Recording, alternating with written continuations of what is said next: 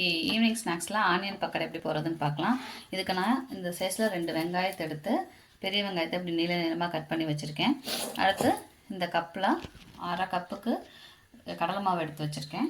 அடுத்து பார்த்திங்கன்னா போடுறதுக்கு கொத்தமல்லி தழை, கருவேப்பிலை, பெருங்காயம், காஷ்மீரி சில்லி பவுடர், அடுத்து உப்பு எடுத்து வச்சுருக்கேன். இது எல்லாத்தையும் போட்டு மிக்ஸ் பண்ணிக்கலாம். ஒரு பிளேட்டில் போட்டுக்கலாம். அதில் எல்லாமே கொஞ்சம் கொஞ்சமாக சேர்த்து பிசைஞ்சிக்கலாம். ஃபஸ்ட்டு கடலை மாவு கொஞ்சம் போட்டுட்டு அடுத்து அரிசி மாவு கொஞ்சம் போட்டுக்கலாம். பிசைஞ்சிட்டு பத்தலைன்னா அப்புறம் போட்டுக்கலாம். அரிசி மாவு கொஞ்சம் போட்டாச்சு. அடுத்து நம்ம எடுத்து வச்சுருந்த கருவேப்பிலை, கொத்தமல்லி, பெருங்காயம், வரமிளகா பொடி, அடுத்து உப்பு போட்டுட்டு என்ன பண்ண போகிறோன்னா எல்லாத்தையும் ஃபஸ்ட்டு சும்மா இப்படி பரட்டி விட்டுக்கலாம். அடுத்து கொஞ்சம் கொஞ்சமாக தண்ணி ஆட் பண்ணி, ஏன்னா நம்ம பக்கோடா தான் போட போகிறோம், அதனால் கொஞ்சம் கொஞ்சமாக தண்ணி ஆட் பண்ணி பிசைஞ்சிக்கலாம். கொஞ்சம் கொஞ்சமாக தண்ணி ஆட் பண்ணி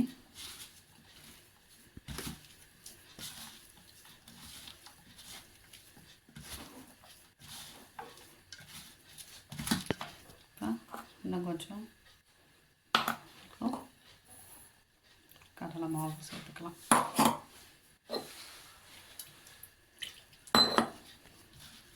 போட்டு பிசைஞ்சிக்கலாம். நம்ம எடுத்து வச்ச மாவெல்லாம் போட்டு பிசைஞ்சிக்கிட்டோம்னா கொஞ்சம் மாவு பதத்துக்கு வரும்.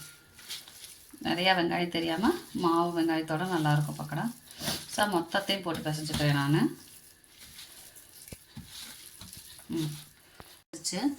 இப்போ நம்ம தேவையான அளவு எண்ணெய் ஊற்றிக்கலாம். எண்ணெய் காயட்டும். காஞ்சிருச்சு. பக்கோடா போகிறதுனால நம்ம இப்படி உதுத்து விட்டுக்கலாம்.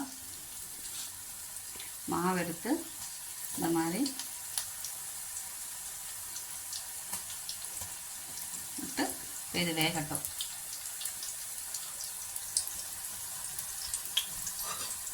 ஒரு 2 தடவை இப்படி திருப்பி விட்டு வேக விட்டுக்கலாம். அப்போ தான் எல்லா பக்கமும் வேகும்.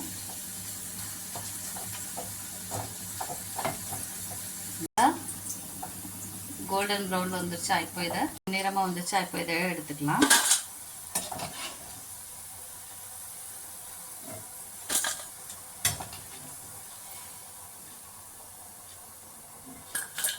இதே மாதிரி திருப்பி எடுத்து போட்டுக்கலாம்.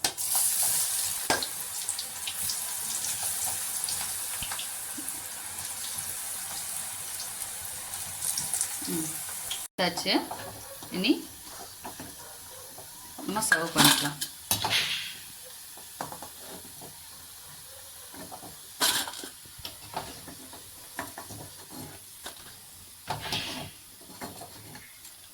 அடுப்பை ஆஃப் பண்ணிடலாம்.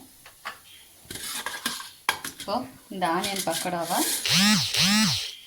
தேங்காய் சட்னியோடையும் டீயோடையும் சாப்பிட்டோம்னா சூப்பராக இருக்கும். மொறு மொறு ஆனியன் பக்கோடா ரெடி.